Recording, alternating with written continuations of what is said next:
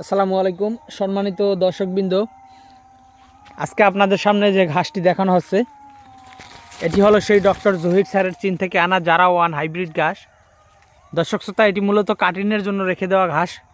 আপনারা হয়তো দেখে অনেকের পছন্দ হবে না, যে অনেকে বলবেন এত শুকনা কেন বা এত লম্বা কেন। দর্শক, এখানে যেই পরিমাণ লম্বা হয়েছে প্রায় 15 থেকে 18 ফিট লম্বা হবে, কিংবা 20 ফিটও হতে পারে। এত বেশি লম্বা এই ঘাসগুলো হয়েছে। দর্শক, এর কারণ হলো এগুলো আমরা কাটিনের জন্য রেখেছি।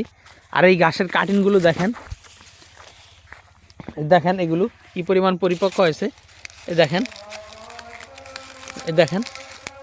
এই পাতাগুলি আমরা যখন কাটবো, দেখেন প্রতিটি কাটিনই কিন্তু পরিপক্ক, বাঁশের মতো টাইট হয়ে গিয়েছে।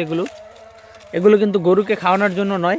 দেখেন দর্শক, এগুলো কিন্তু মূলত গরু ছাগলকে খাওয়ানোর জন্য নয়, এগুলো কাটিনের জন্য আমরা রেখেছি।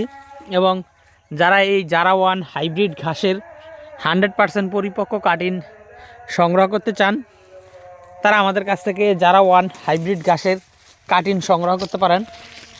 আমরা কুরিয়ার সার্ভিসের মাধ্যমে সারা বাংলাদেশে ক্যাশ এবং কন্ডিশনের মাধ্যমে এই ঘাসের কাটিনগুলো ডেলিভারি দিয়ে থাকি। দর্শক দেখেন, এখান থেকে কিন্তু এই গাছগুলো কেটেছি, আর এগুলো যেহেতু কচি তাই এগুলো কাটিনি, এগুলো রেখে দিয়েছি। দেখেন ওই যে এটা কচি বলে রেখে দিয়েছি। আর এই যে দেখেন এখানে রয়েছে কাটিন, যথেষ্ট মোটা। আপনারা জানেন শীতকালে সব ঘাসই চিকন হয়, সেই হিসাবে মোটামুটি ভালো মোটা রয়েছে। কারণ এর থেকে বেশি মোটা কাটিন কিন্তু শীতকালে হবে না, সেটা গ্রীষ্মকালে হবে কিংবা বর্ষাকালে হবে, কিন্তু শীতকালে আপনার কাটিন একটু চিকনই হয়। দেখেন গাছগুলো অনেক বেশি লম্বা হয়েছে এবং 100% পরিপক্ক হয়েছে। তো দর্শক শ্রোতা, আমাদের কাছে এই জারা ওয়ান হাইব্রিড ঘাস, পাশাপাশি এই যে এদিকে রয়েছে ইন্দোনেশিয়ান স্মার্ট নেপিয়ার ঘাস। দেখেন স্মার্ট নেপিয়ার ঘাস রয়েছে। তারপর এদিকে রয়েছে গুয়াতিমালা ঘাস, অর্থাৎ যে ঘাসটি সারা বাংলাদেশে আলোড়ন সৃষ্টি করেছে, গুয়াতিমালা। এদিকে রয়েছে গুয়াতিমালা ঘাস। তো এই গুয়াতিমালা, স্মার্ট নেপিয়ার এবং এদিকে এতক্ষণ যেটা দেখালাম জারা ওয়ান হাইব্রিড।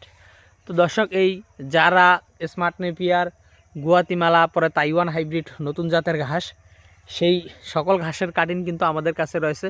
চাইলে আপনি এই ঘাসের কাটিনগুলো সংগ্রহ করতে পারেন আমাদের কাছ থেকে।